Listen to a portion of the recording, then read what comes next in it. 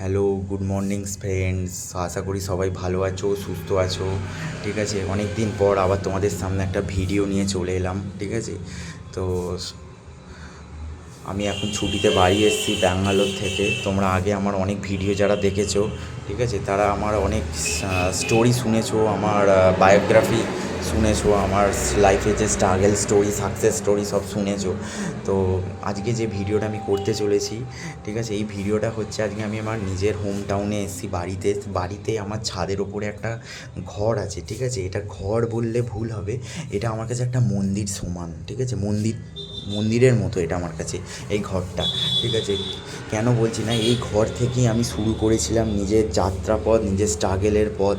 ঠিক আছে, নিজের প্রতিষ্ঠিত করেছিলাম নিজেকে একটু একটু করে, নিজের মনের সাথে আমি মানসিকতার সাথে, হ্যাঁ, লড়াই করেছি। ঠিক আছে, লড়াই করেছি সেই সমস্ত মানুষের কথাবার্তার সাথে যারা আমাকে অপমান করেছে দিনের পর দিন, যারা লাঞ্ছনা বঞ্চনা কটাক্ষ বিদ্রূপ উপহাস করেছে আমাকে নিয়ে। তো তাদের সেই সমস্ত লোকেরদের যে কথাবার্তা, সেই সব কথাবার্তাগুলো তো আমি মানে এখানে এসে হজম করতাম, এই ঘরটা এসে হজম করতাম। ঠিক আছে, তো এইভাবে আমি দিনের পর দিন নিজেকে প্রতিষ্ঠিত করেছি। এখান থেকে আমি পড়াশোনা শুরু করেছি, নিজেকে প্রতিষ্ঠিত করেছি। এইখান থেকেই আমি শুরু করেছি নিজের যাত্রাপথ, শুরু করেছি এইখান থেকেই। ঠিক আছে, তো এই ঘরটা আমার কাছে মন্দিরের মতো। তো এই ঘরটা দেখো, এই ঘরটার হাইট হচ্ছে, এই যে ফ্লোর থেকে সিলিং অবধি হাইট হচ্ছে ঘরটার হচ্ছে 6 ফুট, আর আমার উচ্চতা হচ্ছে 5 ফুট। ঠিক আছে, 4 ইঞ্চি। তো এই ঘরটাতে, ঠিক আছে, আমি দিনের পর দিন পড়াশোনা করেছি। তো 2020 সালে যখন লকডাউন হয়েছিল, তখন থেকে আমি ঘরটাতে দোকান ঘর তৈরি করেছিলাম। এখানে আমার দোকান ঘর ছিল। 2020 সাল থেকে আমি এখানে দোকান করে বিজনেস করতাম। ইলেকট্রনিক্সের যে সমস্ত সামঞ্জস্যগুলো, ঠিক আছে, সেগুলো আমি ঘরটা থেকে বসে বসে সারাসুরি করতাম।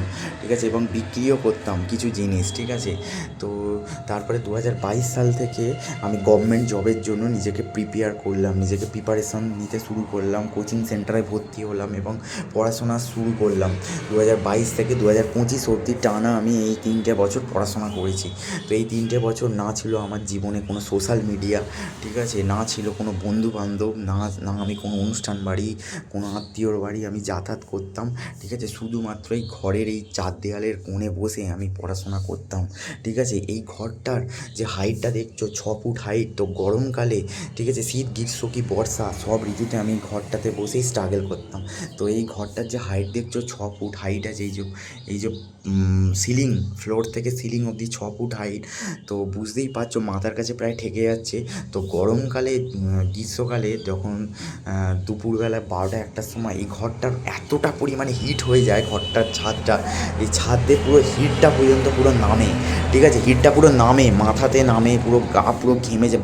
এখনও আমি ঘামছি, যে ভিডিওটা করছি এখনও আমি ঘামছি। তো এখনও তো গরমকাল, মে মাস, এখন আমি ঘামছি। তো এখন যতটা ঘাম হবে দুপুর 12টা 1টার পর থেকে আরও বেশি গরম হবে, ঘাম হবে।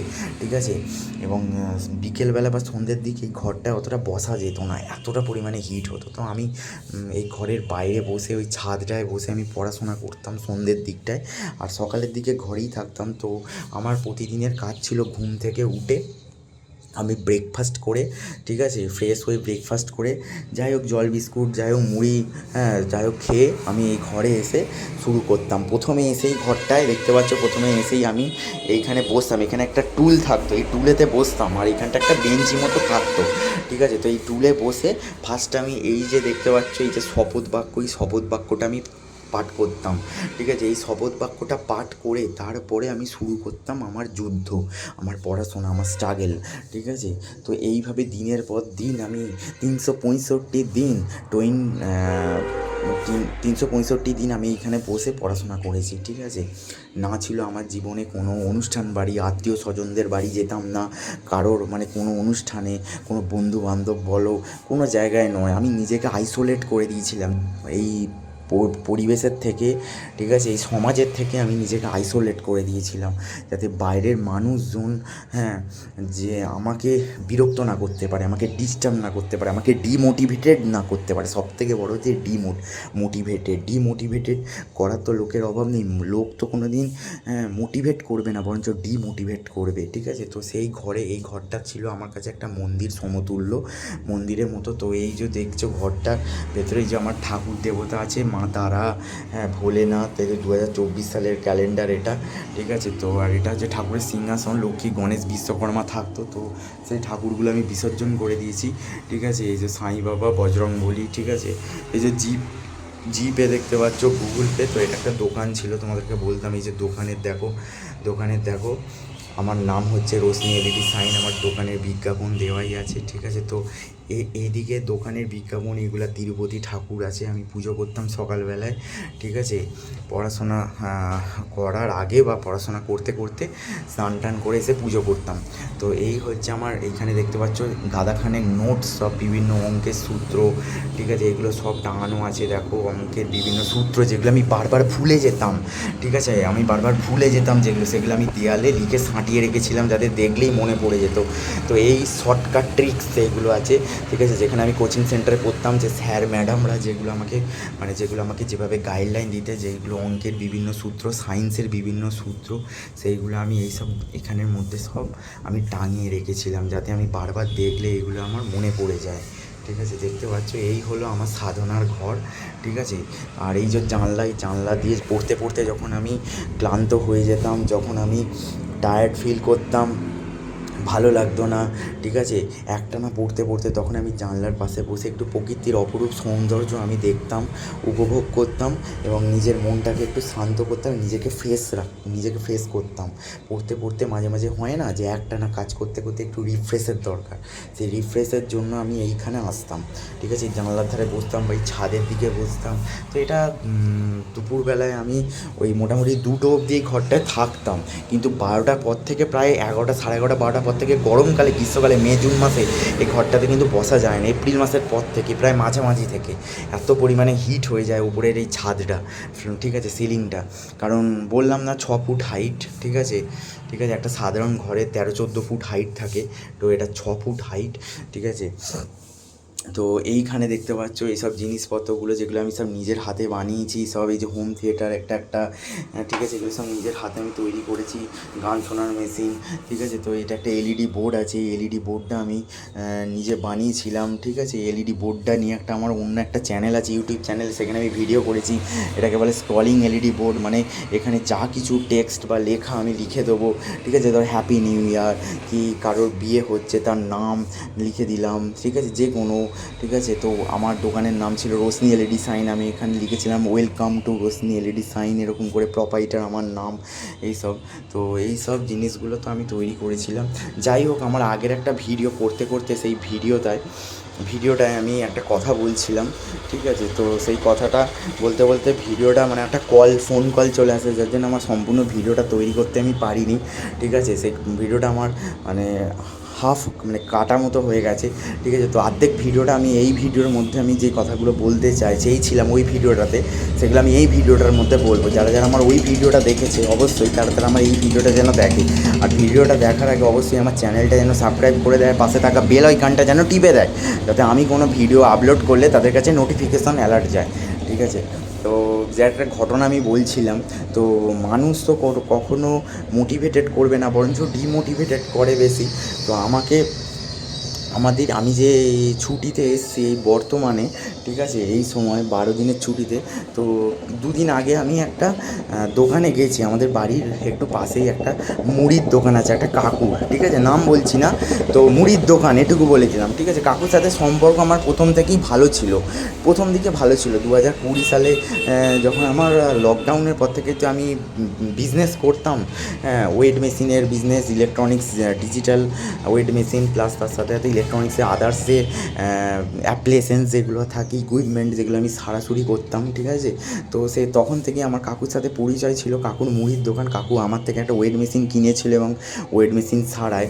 তো সেই কাকু আমাকে কেমন করে অপমান করলো, আমি এবারে যখন গেছিলাম তার দোকানে, ঠিক আছে, তার দোকানে আমি যখন গেছিলাম এতদিন পর 6 মাস পর তার দোকানে আমি গেছিলাম, ওই মুড়ি কিনতে গেছিলাম, ঠিক আছে। তো আমাকে বললো কি না, মানে আমি গ্রামের ছেলে একটা, মানে পাড়ার ছেলে, কোথায় আমাকে নিয়ে একটু গর্ব করবে, হ্যাঁ আমাকে নিয়ে একটু বলবে, সাপোর্ট করবে, হ্যাঁ সেটা তো দূরের কথা।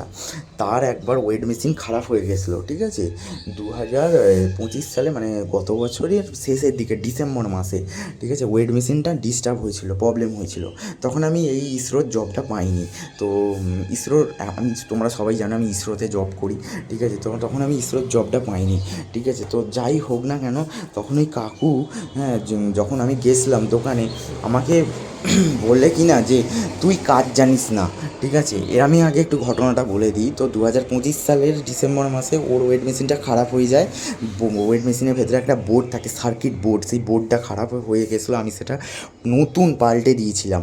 আমি ওটা সেরেও দিতে পারতাম, কিন্তু সেরে দেওয়ার পর সেই দুদিন পর কাস্টমার বলবে যে কি, যদি খারাপ হয়ে যায়, যে দুদিন পর কাস্টমার বলবে কি সারলি বাবা, সে পয়সা নিলি এত, হ্যাঁ সে খারাপ হয়ে গেল। সেই জন্য আমি একদম একটু পয়সা বেশি নিয়ে আমি পুরো বোর্ডটা, নতুন বোর্ডটা পাল্টে দিয়েছি, ঠিক আছে। কারণ আমি এই লাইনের ছেলে, আমি জানি যে কী জিনিসটা করলে ভালো হবে, ঠিক আছে। কাস্টমারকে কী জিনিস করে দেবো, যাতে একবার কাজ করব পয়সা বেশি নেবো, যাতে একদম বোর্ড আবার যেন 2-3 বছর চলে যায়। আমার থেকে উনি মেশিন কিনেছিলেন 2020 সালে, 2020 সাল থেকে 2025 সাল অবধি ওর মেশিনটা চললো, 5টা বছর চলেছে, নতুন বোর্ড ছিল ভেতরে, ঠিক আছে। তা 5 বছর পর এসে বোর্ডটা যখন নষ্ট হয়, আমি তো বোর্ডটা সেরে দিতে পারতাম, হয়তো কম খরচা হতো, কিন্তু সেই বোর্ডটা বেশি দিন লংজিবিলিটি বা বেশি দিন লাস্টিং করতো না। হয়তো 2 মাসও যেতে পারে, 2 দিনেও যেতে পারে, বা 2 ঘন্টাও যেতে পারে, কিন্তু সেটার কোনো ওয়ারেন্টি নেই, ঠিক আছে, সারানো বোর্ডের। কিন্তু নতুন বোর্ড দিয়ে দেবো, ওয়ারেন্টি থাকবে। তো নতুন বোর্ড দিয়ে দিয়েছি, ওয়ারেন্টিও দিয়ে দিয়েছি, 1 বছরের ওয়ারেন্টি আছে, যেমন থাকে নতুন মেশিন কিনলে যেমন 1 বছরের ওয়ারেন্টি থাকে, নতুন বোর্ডের সারানোতেও 1 বছরের ওয়ারেন্টি থাকে। তাকে আমি সেই রকমই সার্ভিস দিয়েছিলাম, ঠিক আছে। তো সে আমাকে পাল্টে দিয়েছে, তার প্রবলেম নেই। তো আমাদের এখানেই আরেকজন, মানে টিভির মেকানিকের কিছু কাজ করে, ঠিক আছে, টিভি মেকানিক সে, যাই হোক সে, হ্যাঁ সে তার কাছে গেছে হয়তো মুড়ি কিনতে, ঠিক আছে। তাকে উল্টোপাল্টা বুঝিয়েছে, বাজুং বুঝিয়েছে যে আপনার ওই বোর্ডটা, যে বোর্ডটা পাল্টে দিয়েছে ওটা ভালো ছিল, ওটা সারলেই হয়ে যেত, বোর্ড পাল্টানোর কোনো দরকার ছিল না, ঠিক আছে, হয়তো ওকে বলেছে। ও আমাকে সেই দিন মুড়ি কিনতে গিয়ে আমাকে বলে যে তুই কাজ জানিস না, বুঝলি তো, তুই কাজ জানিস না, ঠিক আছে। বলছে তুই যদি কাজ জানতিস তাহলে তুই বোর্ডটাকে পাল্টাতিস না, ঠিক আছে, বোর্ডটা সেরে দিতিস। আরে ভাই, ব্যাপারগুলো কে জানবে, ভেতরের ব্যাপারগুলো আগে জানো। আমি বোর্ডটা যদি তোমার সেরে দিতে পারি, তখন আমি ওকে বলেছিলাম, এই ঘটনাটা আমি ওকে রিপিট করেছিলাম, যে বোর্ডটা যদি সেরে দিই সেটা কিন্তু 2 দিন, 2 মাস, 2 ঘন্টাও যেতে পারে, ঠিক আছে, তার কোনো ভরসা নেই, যখন তখন খারাপ হয়ে যেতে পারে। তার থেকে নতুন বোর্ড লাগিয়ে দাও, আবার 5 বছর আরামসে তুমি কাজ করো, ঠিক আছে। তো আমাকে এরকম করে বলে যে তুই কাজ জানিস না।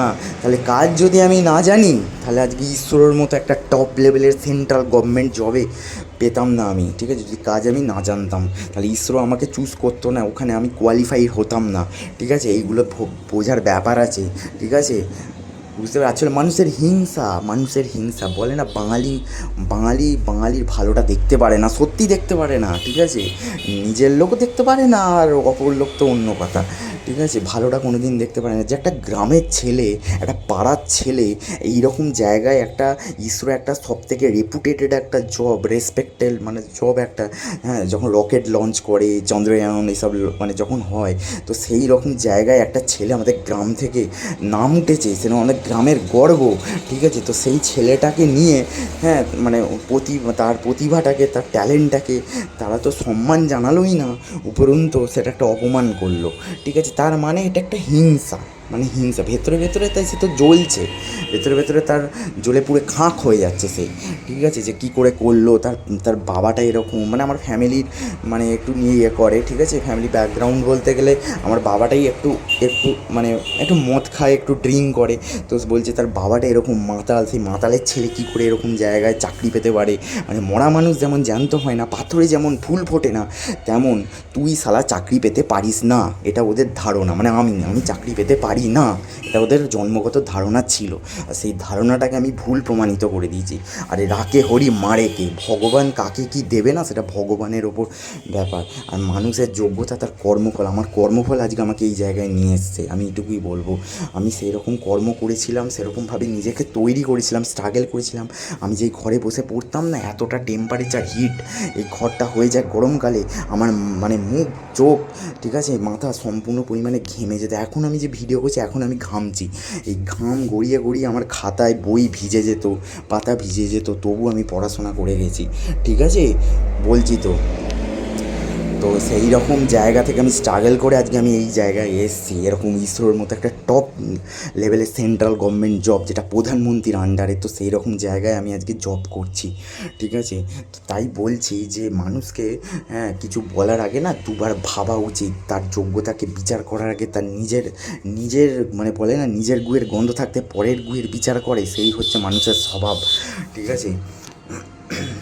তো এরকম ধারা এই ব্যাপার। আবার কিছু মানে মানে আমি যখন জবটা সবেমাত্র পাই, আমার কিছু ভাই আছে, তারা মানে আমাকে নিয়ে এতটা তারা উৎসাহ উদ্গ্রীব, আমার তো খুব ভালো লাগলো যখন আমাকে নিয়ে তারা উৎসাহ, এবং আমার জন্য তারা ইমপ্রেস হয়েছে, হ্যাঁ তারা পড়াশোনা শুরু করছে, তারা আমাকে কপি করছে।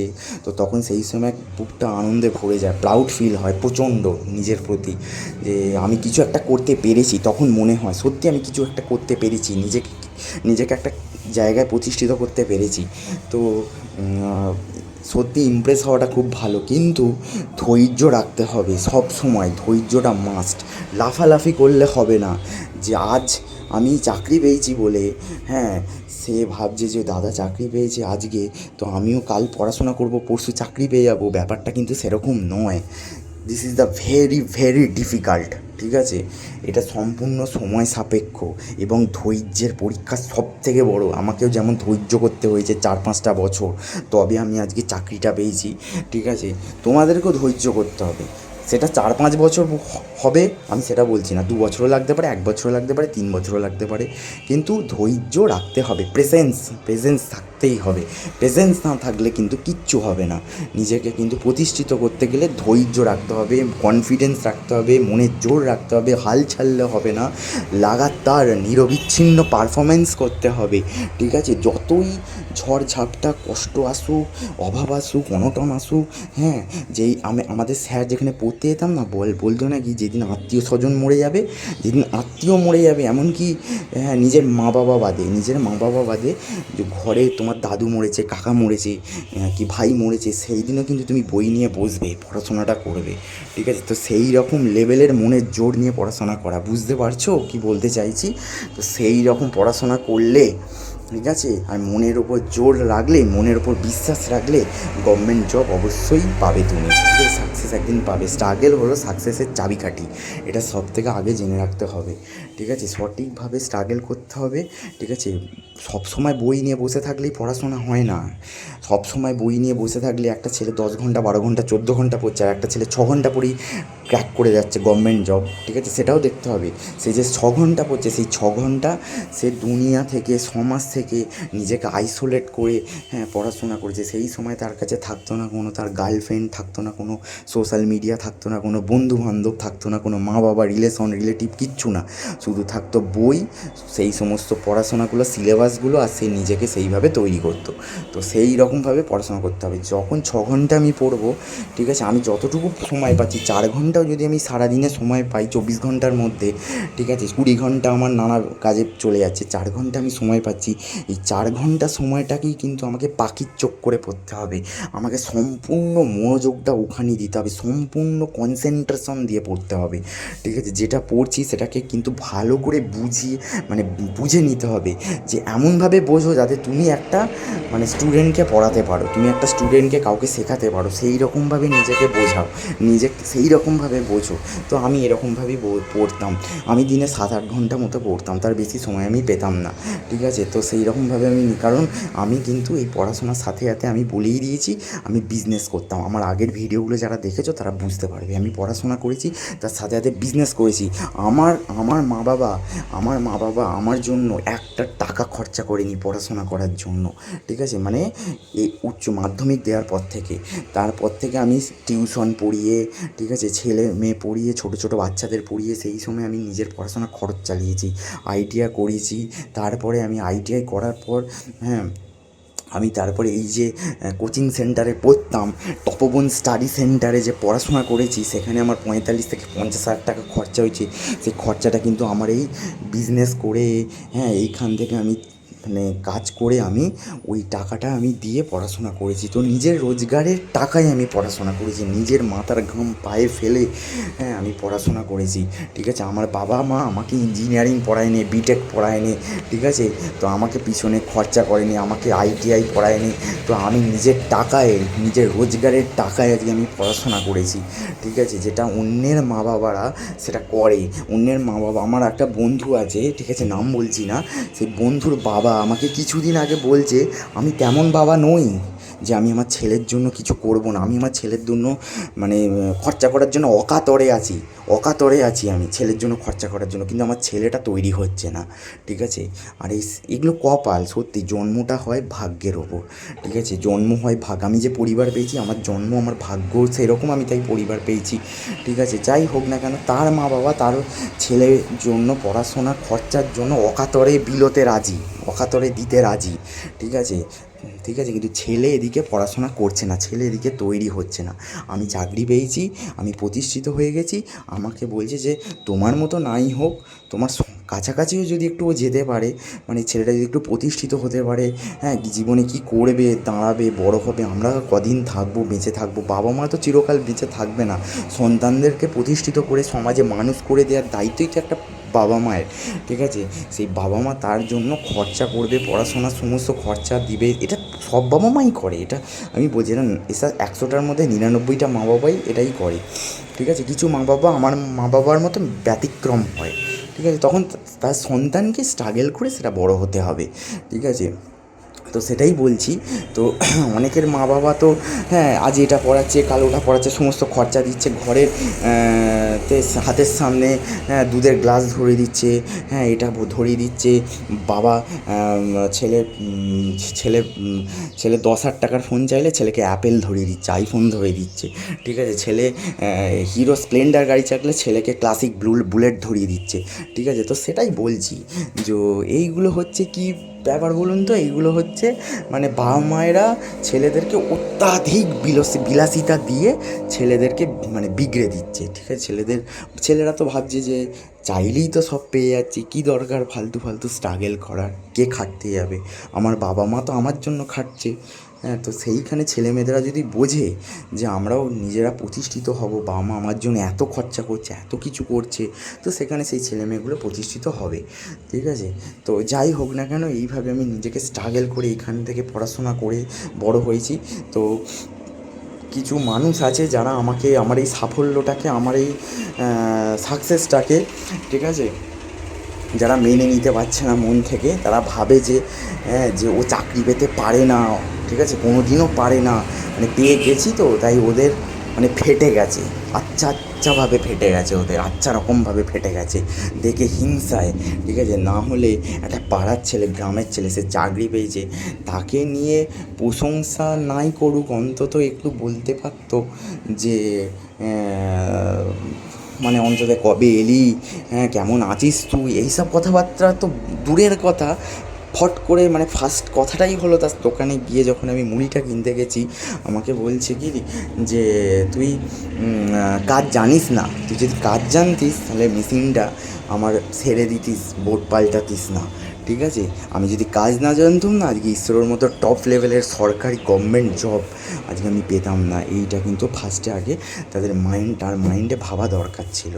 যাই হোক না কেন, তো আর কিছু বেশি আমি কিছু বলবো না, ঠিক আছে? শুধু এটুকুই বলবো, যারা স্ট্রাগল করছো তারা স্ট্রাগল করো। আমিও এই ঘর থেকে পড়াশোনা করে নিজেকে স্ট্রাগল করেছি, একটু একটু করে নিজেকে প্রতিষ্ঠিত করেছি।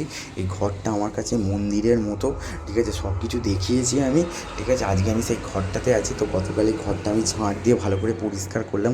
এটা আমার কাছে মন্দির, এটা আমার কাছে মন্দির। তো এই জন্য, ঠিক আছে, এইখান থেকেই আমি নিজেকে প্রতিষ্ঠিত করে আজকে আমি ইসরোর মতো একটা বড় গভর্নমেন্ট জবে আমি আজকে পেয়েছি। তো যারা যারা প্রতিষ্ঠিত হতে চাও, ঠিক আছে, তো আজ থেকেই নাম্বার ডে শুরু করো এবং নিজেকে প্রতিষ্ঠিত করো, ঠিক আছে? শুধু চাকরি পাবো লাফালাফি করলেই হবে না। নিজের মনকে শান্ত রেখে একটু একটু করে এগিয়ে যেতে হবে, এটুকুই বলবো, ঠিক আছে? আমার একটা ভাই আছে, ঠিক আছে? তো সেই ভাইটা আমাদের মানে রিলেটিভের মধ্যেই পড়ে, ঠিক আছে? সে আমি চাকরি পাওয়ার পর তার মনের মধ্যে প্রচণ্ড উৎসাহ, প্রচণ্ড সেই ইমপ্রেস হয়েছে। খুব ভালো কথা, আমারও খুব ভালো লাগছে, গর্ব হচ্ছে যে আমার চাকরি পাওয়াতে একটা ছেলে ইমপ্রেস হয়েছে, ঠিক আছে? যাই হোক না কেন, সেই ছেলেটা স্বপ্ন দেখতে শুরু করছে, কিন্তু স্বপ্নটা দেখছে, কিন্তু স্বপ্নটা বাস্তবায়ন করার চেষ্টা করতে হবে, ঠিক আছে? তার জন্য এডাল ওডাল করলে হবে না, এপাং ওপাং করলে ঝপাং করে পড়ে যাবে কিন্তু, ঠিক আছে? এত হুটোপাটি করলে হবে না, ধৈর্য রাখতে হবে, ঠিক আছে? এখানে ওখানে ঘোরাঘুরি, দূরে দূরে গিয়ে বন্ধুদের সাথে আড্ডা দেওয়া, ঘোরাঘুরি, ঠিক আছে? আজ বেড়াতে যাওয়া, পরশু বেড়াতে যাওয়া, ঠিক আছে? এইসব এত কিছু করলে হবে না, ঠিক আছে? সোশ্যাল মিডিয়া থেকে, ফেসবুক থেকে সম্পূর্ণ নিজেকে ডিট্যাচ করে দিতে হবে। ফেসবুক হচ্ছে সবথেকে ক্ষতিকারক একটা সোশ্যাল মিডিয়া, যেটা, ঠিক আছে, যেটা কিনা একটা ছেলের ভবিষ্যৎকে নষ্ট করে দেয়। আর এই মেয়ে পটাবো, ঠিক আছে, মেয়ে এমনি পটে যাবে বস। চাকরি পেলে তোমার কাছে অনেক ভালো ভালো মেয়েরা আসবে, ঠিক আছে? কিন্তু মেন কথা হচ্ছে এখানে এই মেয়ে নিয়ে, মানে মেয়ে পটানো নিয়ে আমি পরে একটা ভিডিও বানাবো, ঠিক আছে? পরে ভিডিও বানাবো, ঠিক আছে? আমি সব বলবো, ঠিক আছে? চাকরি পাওয়ার পর যে মেয়ে তোমার হাত ধরে না, সেই মেয়ে তোমার হাত ছাড়তে 1 সেকেন্ড লাগবে না। যদি তোমার চাকরিটা না থাকে, তার মানে সে তোমার চাকরিটাকে বিয়ে করেছে, সে তোমাকে বিয়ে করেনি, সে তোমাকে ভালোবাসে না।